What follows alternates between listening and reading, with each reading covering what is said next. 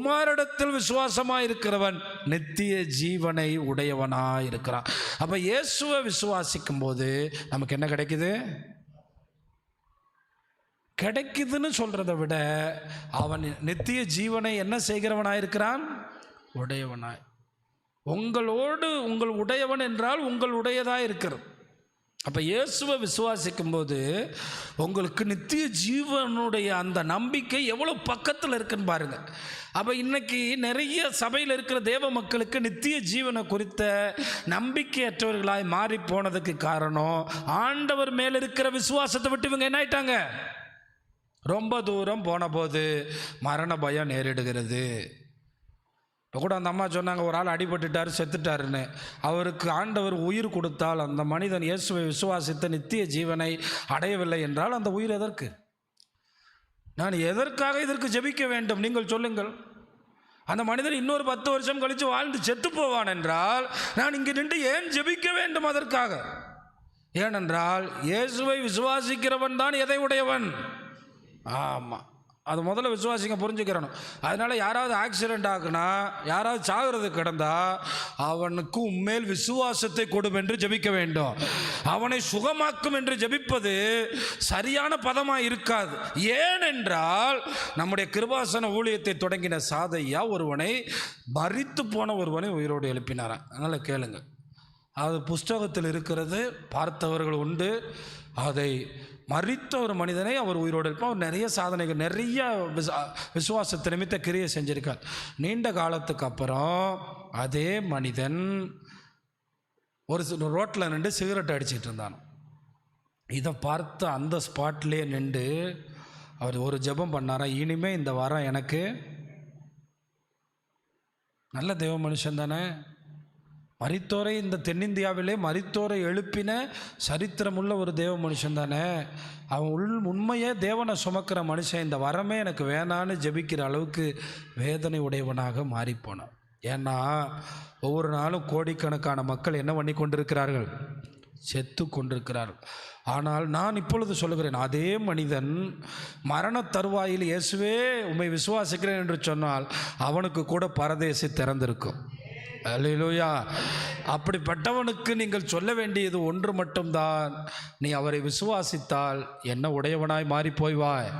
நித்திய ஜீவன். இந்த வார்த்தையை நல்ல கவனிங்க, நித்திய ஜீவனை பெறுவான் என்று அல்ல. அப்போ இங்கே இருக்கிற எனக்கு பிரதர் இன்னும் நித்திய ஜீவனை குறித்து நம்பிக்கை வரல, நான் கொஞ்சம் செத்து போனால் என்ன ஆவேன்னு கொஞ்சம் தடுமாறுறேன் அப்படின்னா நீங்கள் என்ன ஜெபிக்கணும்னா, உம்மேல் எனக்கு என்ன தாரும்? விசுவாசத்தை தாரும். ஏன்னா பெறுகிறவனுக்கும் உடையவனுக்கும் என்ன இருக்கு? வித்தியாசம். என்னிடத்தில் ஒரு 1000 ரூபாய் இருக்கிறது என்றால் அவன் 1000 ரூபாயை உடையவன். அவன் 1000 ரூபாய்க்குரிய செலவு பண்ணுவதற்கு தகுதியானவன். ஏனென்றால் அவனிடத்தில் என்ன இருக்கிறது? அந்த 1000 ரூபாயை செலவு பண்ணுவதற்கு அவன் யாரிடத்திலும் கேட்க வேண்டியதில்லை. அது யாருடைய பணம்? அப்போ இயேசுவை விசுவாசிக்கும் போது அவன் மரணத்தை குறித்து பயப்பட வேண்டியது வராது. இங்கே ஏன் மரணத்தை குறித்து பயப்படுகிறார்கள்? இவர்கள் வேறு எதையோ அதிகமாய் நம்புகிறார்கள். இன்னைக்கு சபை ரியாலிட்டியை விட்டு தாண்டி போனதுக்கு காரணம் என்ன? ஆண்டவர் தெளிவா சொல்லிட்டாரு, உடையவன். ஏன்னா அப்போ அந்த மறுமையை குறித்த நித்திய வாழ்வை குறித்த நம்பிக்கை இல்லாதவங்க தான் ஒரு பெரிய தேவ மனுஷன் அமெரிக்கா தேசத்தில் அவர் போய் நின்றா எத்தனையோ பேர் சுகமாவாங்களாம். அப்போ ஒரு மனுஷன் கேட்டாராம், ஒரு விசுவாசி, இவ்வளோ அற்புதம் செய்கிறீங்கள, அந்த ஹாஸ்பிட்டலுக்கு வந்தீங்கன்னா எல்லாரையும் அப்படியே சுகமாக்கிட்டு போயிடலாமேன்னு. அப்போ சொன்னார், இப்படி தட்டுறா அப்படின்னு சொன்னாராம். தட்டினானா என்ன வந்துச்சு? சத்தம் வந்துச்சு. இப்படி தட்டுறா அப்படின்னு சொன்னாராம். நல்லா தட்ட சொன்னாராம். தட்டினானா சத்தம் வரல. நல்லா தட்டுறா, நல்லா தட்டும், சத்தம் வரல. இன்னும் நல்லா தட்டு, சத்தம் வரல. இப்போ நீ தட்டினில்ல, அது மாதிரி தான் நான் 2 கை தட்டினா தான் அந்த எதிர்த்தரப்பில் உள்ளவனுக்கு அட்லீஸ்ட் கையை நீட்டுற அளவுக்காவது என்ன வரணும்? அப்படி இல்லைன்னா நான் எவ்வளோ பெரிய ஆளாக இருந்தாலும் அங்கே என்ன நடக்காது? இங்கே உட்காந்துட்டு நீங்கள் அழுதுகிட்டே இருக்கிறதுக்கு அவனுக்குள்ளே என்ன வேணும்?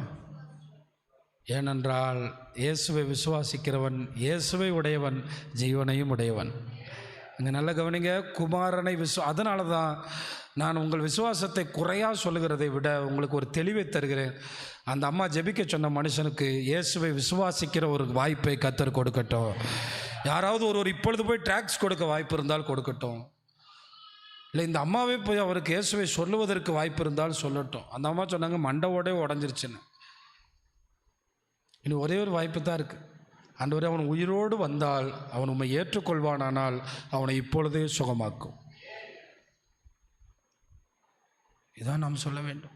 ஏனென்றால் அடுத்த வார்த்தையை கவனிங்கள். குமாரனை விசுவாசியாதவனோ அவனுக்கு ஜீவன் கண்ணுக்கே தெரியாது. ஆனால் நல்ல கவனிங்க, குமாரனை விசுவாசிக்கிறவன் ஜீவனை வச்சிருக்கான், ஆனால் குமாரனை விசுவாசிக்காதவனுக்கு ஜீவன் தெரியாது.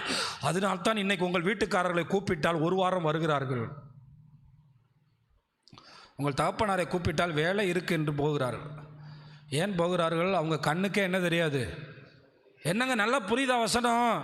நீங்கள் படிக்கிறதுக்கும் நாங்கள் சொல்லிக் கொடுக்கறதுக்கும் வித்தியாசம் இருக்குது. அவன் கண்ணில் என்ன தெரியாது, அவன் கண்ணிலேயே என்ன தெரியாது, ஜீவன் தெரியாது. ஆனால் குமாரனை விசுவாசிக்கிறவன் எதை உடையவன்? ஆனால் குமாரனை விசுவாசிக்காதவனுக்கு என்ன தெரியாது.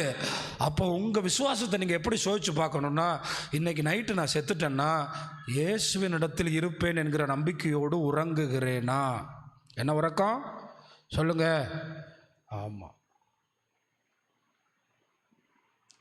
ஏன்னா இந்த மரக்க அடக்க ஆராதனையில் நாங்கள் 2 நாள் போயிட்டு வந்தேன். நிறைய தாசர்கள் 3 நாள் 4 நாள் எல்லாரும் சொன்ன வார்த்தை. ஒரு பாஸ்டர் என்கிட்ட சொன்னார், அவருக்கு இப்போ 40 வயசு தான் ஆகுது. நான் எப்பயுமே இந்த இது இங்கே இருக்குது, இவ்வளோ பணம் இருக்குது, இவ்வளோ அக்கௌண்ட்டில் இவ்வளோ இருக்குதுன்னு சொல்லிக்கிட்டே இருப்பேன். ஏன்னா எப்போ வேணாலும் பிள்ளைங்கள்ட்டையும் சொல்லுவேன், அப்பா எப்போ வேணாலும் போயிடுவேன், நீங்கள் எல்லோரும் யார் மேலே விசுவாசமாக இருங்க. இதுதான் தேவ மனிதர்கள் சுமக்கிற சுமை. அல்லேலூயா. அவர் என்னோட கூட ராமேஸ்வரத்துக்கு போயிட்டு இருக்கும்போது தான் சொன்னார், எப்பயும் விசுவாசிகள்கிட்ட சொல்லுவேன், ஆராதனை இப்படி தான் தொடங்கணும், ஆராதனை இப்படி தான் முடிக்கணும். அப்போ ஏனென்றால் தேவனை விசுவாசிக்கிறவன் எதை உடையவன்? அவன் ஆண்டவர்கிட்ட போயிட்டான். அவனுடைய ஆவி ஆத்மா தேவனுடைய நீதி அப்படி இருக்குது. என்னன்னா, சில காலம் நம்முடைய சரீரத்தை விட்டு பிரிந்து ஆவியும் ஆத்மாவும் ஒரு இடத்தில் இளைப்பாற வேண்டும். ஆமாம், அது தேவன் அப்படி தான் வச்சுருக்கார் திட்டம். அது ஏன் அப்படி வச்சுருக்காருன்னா உங்களுக்கு வசனத்தை படிக்கும்போது புரியும். ஏன்னா பழைய ஏற்பாட்டு பரிசுத்தவான்கள் யாரும் இயேசுவின் இரத்தத்தால் கழுவப்படவில்லை. அப்போ இயேசுவை தெரியாமல் ஒருத்தனும் எங்கே போக முடியாது.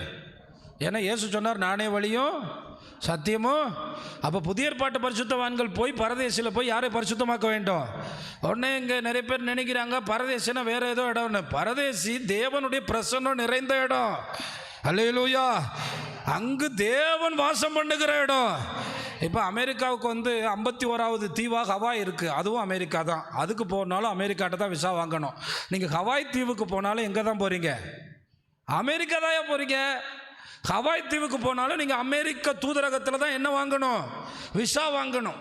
நீங்கள் போகிறது என்னமோ ஹவாய் தீவாக இருக்கலாம், அங்கே அன்னாசி தோட்டங்கள் நிறைய இருக்குது, அது ரொம்ப செழிப்பான இடம், கேரளா மாதிரி. நீங்கள் போகலாம். ஆனால் போகணும்னா அமெரிக்க நடவடிக்கைகளுக்குள்ளே தான். அங்கே ட்ரம்ப் தான் அங்கேயே அதிபர்.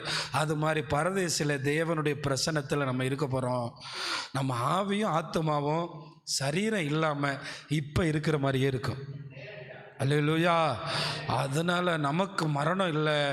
எல்லாரும் சத்தமாக சொல்லுங்கள், குமாரனை உடையவன் ஜீவனை உடையவன்.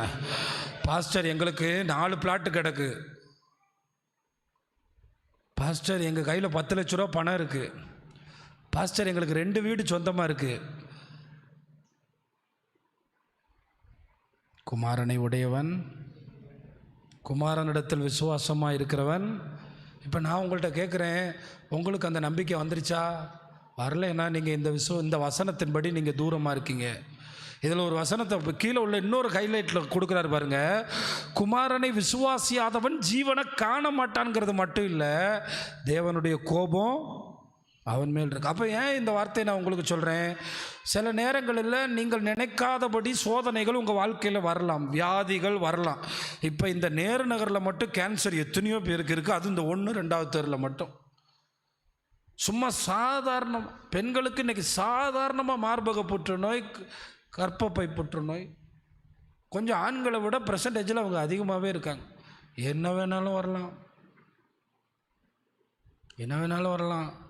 எம்எல் ஜெபசிங் ஐயாவை கழுத்தில் ஒரு கட்டி தைராய்டு வந்த பிறகு அவங்க பிள்ளைங்க பலர் டாக்டராக இருந்தனால, அப்பா இதுக்கு மேலே நீங்கள் எங்களை தட்டக்கூடாது, நீங்கள் வந்துருங்கன்னு சொல்லி நேராக கூட்டிகிட்டு போய் இந்த தைராய்டு கிளாண்டை எடுத்துட்டாங்க. எடுத்த பிறகு அவர் சந்தோஷமாக அப்பாடா இன்னிப்போ இயேசுக்கா பிரசங்கம் பண்ண போகிறேன்னு பேக்கெல்லாம் எடுக்கும்போது, ஆமாம் அவங்க பிள்ளைங்க பக்கத்தில் வந்து நின்று சொன்னாங்களாம், போகக்கூடாதுப்பா அப்படின்னு. ஏன்ப்பா போகக்கூடாது? அந்த மாதிரி பெரிய ஹாஸ்பிட்டலில் அந்த ட்ரீட்மெண்ட்டு முடிஞ்ச உடனே உடம்பை ஃபுல்லாக செக் பண்ணுவாங்க. இல்லைப்பா போகக்கூடாது. ஏன்ப்பா போகக்கூடாது? 2-3 நாள் கழித்து தான் சொன்னாங்களா, இன்னும் ட்ரீட்மெண்ட் இருக்குது. ஏன்ப்பா வந்தீங்க, கழுத்தில் கட்டியே எடுக்கணும்னு சொன்னீங்க, எடுத்தாச்சு. இனி நான் இயேசுக்காக பிரசங்கம் பண்ண போகிறேன், இனி ஏன்ப்பா போகக்கூடாது? அப்புறம் ஒருத்தர் பேசிக்கிறத பற்றி தெரிஞ்சுக்கிடுச்சான். அந்த கேன்சர் பரவி வயிற்றில் என்ன ஆயிடுச்சான், கேன்சர் வந்துச்சு. இப்போ வயிற்றுலேயே கேன்சர் வந்துருச்சு. செக் பண்ண கேன்சர்னு சொல்லிட்டாங்க. அவர் சொன்னார், ஆண்டவர்கிட்ட சொன்னாராம், ஏசப்பா எனக்கு இப்படி வந்துருச்சுன்னு ஒரு நாளும் கேட்க மாட்டேன். ஏன்னு கேட்க மாட்டேன். நான் உண்மையில் விசுவாசமாக இருப்பேன். எனக்கு நீர் வாய்ப்பு கொடுத்தால் நான் இன்னும் உமக்கு என்ன செய்வேன், ஊழியம் செய்வேன். நான் ஒரு கூட்டத்தை நடத்தினா பெர்ஃபெக்டாக இருக்கணும்னு நினைக்கிறேன். நீங்கள் என் சரீரம் பெர்ஃபெக்டாக இருக்கணும்னு நினைக்கிறீங்க, என் பேச்சு பெர்ஃபெக்டாக இருக்குன்னு நினைக்கிறீங்க, என்னை இன்னும் பெர்ஃபெக்ட் ஆக்குறீங்க.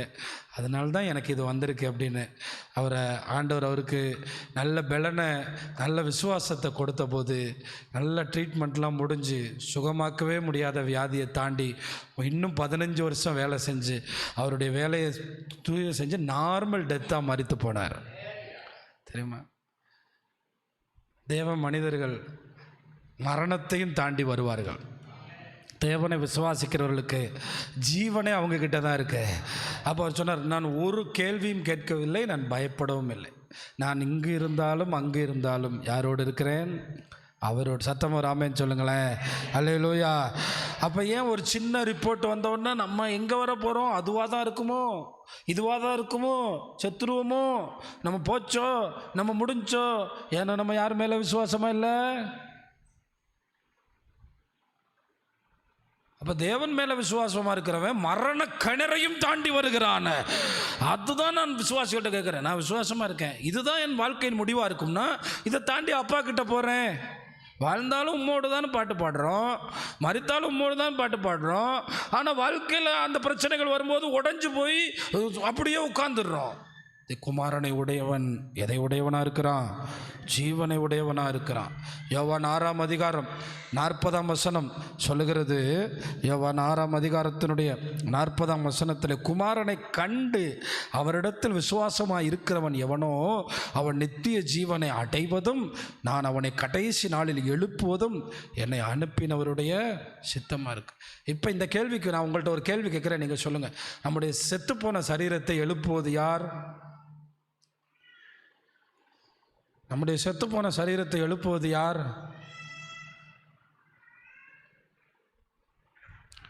செத்துப்போன சரீரத்தை எழுப்ப போகிறது யார்?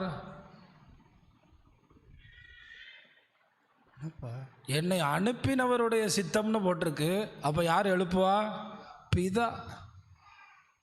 இயேசுவை எழுப்பினது யார்? பிதா. நம்ம எழுப்ப போகிறது யார்? பிதா. அப்போ இங்கே என்ன சொல்லப்பட்டிருக்கு? ஆண்டவர் மேலே விசுவாசமாக இருக்கிறவனை நித்திய ஜீவனை கொடுக்கறது மட்டும் இல்லை. அப்போ இங்கே நல்லா கவனிங்க, உங்களுக்கு ஒரு ஆச்சரியமான தகவல் சொல்ல போகிறேன்.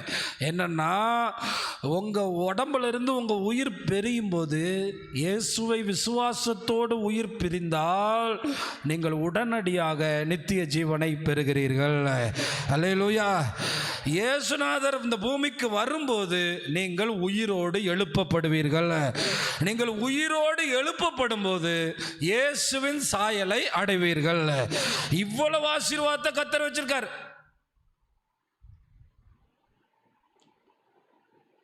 அதான் அந்த அடக்காராதனை ஒரு மனுஷன் சொன்னார், பரதேசில் இருக்கிறவங்க இந்த பூமியை பார்க்கலாமா, பார்க்க முடியுமா, நம்ம பண்ணுற பிரசங்கத்தெல்லாம் கேட்க முடியுமா, அவங்களுடைய அந்த பூத உடலை பார்க்க முடியுமா அப்படின்னு கேட்குறாங்க.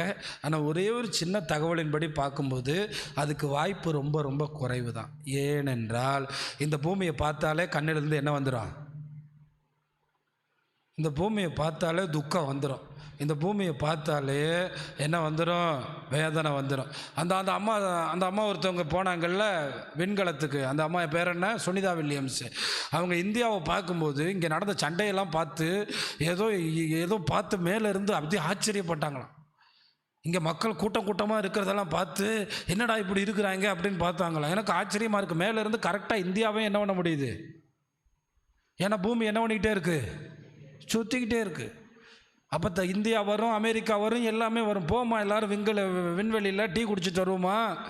விண்வெளியை தாண்டி கர்த்தர் நம்மளை கொண்டு போகிறாரு. இந்த செய்தி எத்தனை பேருக்குள்ளே போகுதுன்னே தெரியல. நிறைய பேர் இப்படியே உட்கார்ந்துருக்கீங்க. ஏன் நான் யாருன்னா இயேசுவை உடையவன், அதனால் எனக்கு நித்திய ஜீவன் இருக்கிறது. ஆண்டவர் கடைசி நாளில் நம்மளை என்ன செய்வார்? எழுப்புவார், புது மேனி. அதில் இன்னொரு விஷயம் என்னென்னா, நம்ம 1000 வருஷ அரசாட்சியில் உயிர் தெழுந்த போது வரும்போது நம்மளால் தோட்டக்காரனாக மாற முடியும், நம்மளால் இயேசுவை போல மகிமையாக மாற முடியும், நம்மளால் யோவான் பார்க்கும்போது எவ்வளோ பிரகாசமாக இருந்தார் அது மாதிரி மாற முடியும். இன்னொன்று, ஃப்ளைட் இல்லாமலே நம்மளால் பயணம் செய்ய முடியும். நம்மளால் பூட்டின வீட்டுக்குள்ளே போக முடியும், கதவு திறக்க வேண்டியதில்லை. ஆவிக்குரிய சரீரத்துக்கு இவ்வளோ பிரச்சனை இருக்குது. ஆனால் இந்த சரீரத்தை கொண்டுட்டு போய் பூட்டின வீட்டுக்குள்ளே போனீங்கன்னா டேமேஜ் ஆகிடும். ஆனால் ஆண்டவர் எத்தனை தடவை பூட்டின வீட்டுக்குள்ளே வர்றாரு? ஒரு தடவை வந்து சொல்கிறார், உங்களுக்கு சமாதானம். அப்போ நம்ம யாருடைய சாயல் அடைய போகிறோம்? இயேசுவின் சாயல் அடைய போகிறோம். மரண சாயலிருந்து நம்ம மாறணும்னா உங்கள் வாழ்க்கையில் உங்கள் ஜீவன் பிரிகிற வரைக்கும் ஆண்டவர் மேலே என்னவாருங்க? விசுவாசம் இருக்கும். எந்த சூழ்நிலை வந்தாலும். ஏனென்றால் நாம் எதற்காக இயேசுவை தேடி வந்திருக்கிறோம் தெரியுமா? நித்திய ஜீவனுக்காக. அல்லேலூயா. 47ஆம் வசனம் சொல்லுது. ஆமாம், 46ஆம் அதிகாரத்தில் ஆண்டவர் கேட்குறாரு. 47ஆம் வசனத்தில் கர்த்தருடைய வார்த்தை சொல்லுகிறது, என்னிடத்தில் விசுவாசமாக இருக்கிறவனுக்கு நித்திய ஜீவன் உண்டென்று. இந்த மெய்யாகவே எத்தனை தடவை சொல்கிறாருன்னு கவனிச்சுக்கிறோங்க. என்ன உண்டா? மெய்யாகவே மெய்யா உண்டு. இயேசுவே என்ன? இயேசுவுக்கு அர்த்தம் என்ன தெரியுமா? வார்த்தை. இயேசுவே யார் தான்? வார்த்தை தான். அந்த வார்த்தை இந்த தடவை 2 தடவை சொல்லுது, மெய்யாகவே மெய்யாக. அப்போ நீங்கள் எல்லாரும் இயேசுவினுடைய நித்திய ஜீவனை பெறுறதுக்காக அவரை விசுவாசிக்கணும். கல்யாணத்துக்காக வந்தவன் கல்யாணம் முடிஞ்சவொன்னே போயிடுவான், பிள்ளைக்காக வந்தவன் பிள்ளை பிறந்தவொன்னே போயிடுவான், வீட்டுக்காக வந்தவன் வீடு முடிஞ்சவொன்னே போயிடுவான், வேலைக்காக வந்தவன் வேலை கிடைச்சவொன்னே போயிடுவான், நித்திய ஜீவனுக்காக வந்தவன் பரலோகம் போவான். கையை தட்டி கர்த்தரை மகிமைப்படுத்துங்க. அல்லேலூயா, அல்லேலூயா. பாஸ்டருக்காக வந்தவொன்னே பாஸ்டர் செத்தவொன்னே போயிடுவான். ஏன்னா அவன் யாருக்காக வந்தான்? நிறைய பேர் அப்படின்னு சொன்னாங்க, ஐயாவுக்காக வந்தேன், ஐயா வந்தவன் கிளம்பிட்டேன். இப்படி கொஞ்சம் பேர் இருக்காங்க. ஆனால் நீங்கள் எதுக்காக வந்திருக்கீங்க? குமாரனை உடையவன். இந்த ஜீவன் இயேசுவோட வாழும், இந்த ஜீவன் இயேசுவோட பேசும், இந்த ஜீவன் இயேசுவை பார்க்கும். இதுதான் நம்பிக்கை. அதனால் பிரியமானவர்களே, நீங்கள் இயேசுவை விசுவாசிக்கிறவர்களாய் காணப்படணும். 6ஆம் அதிகாரம், தயவுசெய்து உங்கள் ஃபோனை சுவிட்ச் ஆஃப் பண்ணி வைங்க. தயவு கூர்ந்து சொல்கிறேன், தயவு கூர்ந்து. ஆண்டவரே, எங்களுக்கு கோபம் வராது இருப்பதாக. 6ஆம் அதிகாரம் 22ஆம் வசனத்தை நீங்கள் கவனித்து பார்க்கும்படி. 6:22 பார்த்தால், யோவான் 6ஆம் அதிகாரம் 22 நித்திய ஜீவனுக்கென்று கிரியை நடப்பீங்கள் என்று கர்த்தர் சொல்வார். நீங்கள் எதுக்கென்று கிரியை நடப்பிக்கணுமா? நித்திய ஜீவனுக்கென்று கிரியை நடப்பிக்க வேண்டும் என்று சொல்லுகிறார். சூப்பர். அந்த 6:27 எதுக்காக? அழிந்து நிறைய பேர் பார்த்தீங்களா? நல்லா கவனிங்க.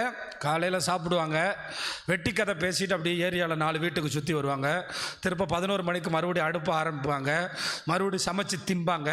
அடுத்து அப்படியே பஸ் ஏறி எங்கேயாவது போயிட்டு சுற்றிட்டு திரும்ப நைட்டு சாப்பிடுவாங்க, வேலைக்கு போவாங்க, சாப்பிடுவாங்க, தூங்குவாங்க. ஆனால் ஆண்டவர் நம்மளை பார்த்து என்ன சொல்கிறார்? எல்லோரும் சேர்ந்து இந்த வசனத்தை பாருங்கள், கொஞ்சம் பாருங்கள், தயவு கூர்ந்து பாருங்கள். கொஞ்சம் உங்கள் வாயில் எல்லோரும் சொல்லுவீங்களா இந்த வசனத்தை? சொல்ல சொல்ல, அழிந்து போகிற போஜனத்துக்காக அல்ல, நித்திய ஜீவன் வரைக்கும் நிலை நிற்கிற போஜனத்துக்காகவே கிரியை நடப்பீங்கள். அதை மனுஷகுமாரன் உங்களுக்கு கொடுப்பார், அவரை பிதாவாகிய தேவன் முத்திரித்திருக்கிறார் என்ற அந்த போஜனம் தான் கர்த்தருடைய பந்தி, அந்த போஜனம் தான் அவருடைய வார்த்தை. இதை நல்லா புரிஞ்சுக்கிறோம். இப்போ கர்த்தருடைய பந்தியை உண்மையாக நம்ம விசுவாசத்தோடு அவருடைய சரீரத்துக்கு அடையாளம், அவருடைய ரசத்துக்கு அடையாளம்னு புசிச்சா நித்திய ஜீவன் நமக்கு உண்டாகிறது. அந்த சரீரத்தை பிசாசு தொட முடியாது. அல்லேலூயா. பாருங்களேன், நம்ம சரீரத்தில் நிறைய, நல்லா கவனிங்க, எல்லோரும் கவனிங்க. நிறைய நேரத்தில் நம்ம விசுவாசிங்க யாராவது ரட்சிக்கப்பட்டு ஒரு கிராமத்தில் அடக்க ஆராதனை நடக்கும்போது விடமாட்டான் பிசாசு. ஏன் விட மாட்டேங்கிறான்?